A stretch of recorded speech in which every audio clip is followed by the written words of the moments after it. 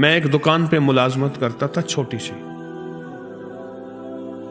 اور خطرہ یہ رہتا تھا کہ وہ ملازمت کرنے والا دکاندار جو ہے وہ مجھے کہیں فارغ نہ کر دے، یا وہاں دن رات مسائل ہی مسائل تھے، مشکلات ہی مشکلات تھی، پریشانیاں ہی پریشانیاں۔ آپ دو چیزیں بتائیں تھیں، ایک 129 بار سورت کوثر، اور ایک سارا دن چلتے پھرتے سورت قریش۔ ہوا کیا؟ منظر کیسے بدلا؟ اس نے جو مجھے نقشہ بتایا وہ میں ذرا بتاتا ہوں۔ کہنے لگا میں نے پڑھنا شروع کر دیا۔ یہ میں بتا رہا ہوں آپ کو، ایک الفاظ کے جذبے ہیں، نعت کے، ایک دل کے جذبے ہیں کہ کملی والے کا کوئی امتی پریشان حال ہے تو پریشان حال نہ رہے۔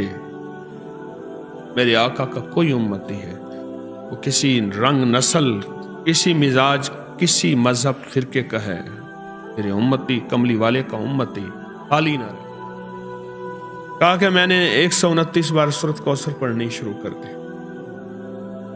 اور جذبے کے ساتھ سورت قریش پڑھنی شروع کر دی۔ یہ جو انہوں نے لفظ جذبہ کہا ہے نا، یہی جذبہ فیصلے کرواتا ہے۔ الفاظ سے زیادہ کیفیات فیصلے کرواتے ہیں۔ میری بات پہ غور کریں،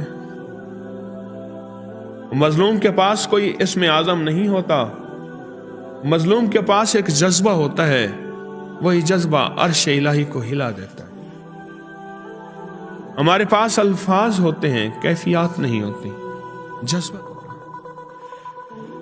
اور جذبے کی کمی کی وجہ سے ہم محروم رہ جاتے ہیں۔ پھر کہتے ہیں اتنا عرصہ آئے، اتنا عرصہ کیا، کیوں نہیں ملا؟ جذبہ جذبہ جذبہ۔ وہ کہنے لگے میں نے جذبے سے پڑھا، جذبے سے پڑھا۔ میں ایک کھجور کی دکان پہ کام کرتا تھا، چھوٹا سا ملازم تھا۔ ایک بڑا گاہک آیا کنٹینر کا، دوسرے ملک کھجور بھیجنی تھی۔ میرے مالک کے پاس آیا، اس نے کھجور کے جو ریٹ دیے وہ زیادہ تھے۔ انہوں نے کہا آپ زیادہ دے رہے ہیں، کچھ کم کر دیں۔ انہوں نے کہا یہی ہیں ہمارے ریٹ، اور وہ میرا مالک مدینہ کی منڈی کا بڑا سوداگر ہے، اور ایسا سوداگر ہے وہ جو ریٹ نکالتا ہے وہی چلتا ہے۔ کہا کہ انہوں نے مجھ سے رابطہ کیا، میرے رابطے تھے چونکہ اور تاجروں سے، میں نے کم ریٹ پہ وہی چیز ان کو دے دی، کنٹینر بھر کے بھیج دیا، اور مجھے اتنا بچ گیا۔ کہا کہ وہ سب سے پہلا تحفہ تھا 129 بار سورت کوثر اور سورت قریش کا۔ 19 گیا، 20 گیا، 21 گیا، اب 22 بھی گیا۔ آج میں خود تاجر ہوں، آج میں خود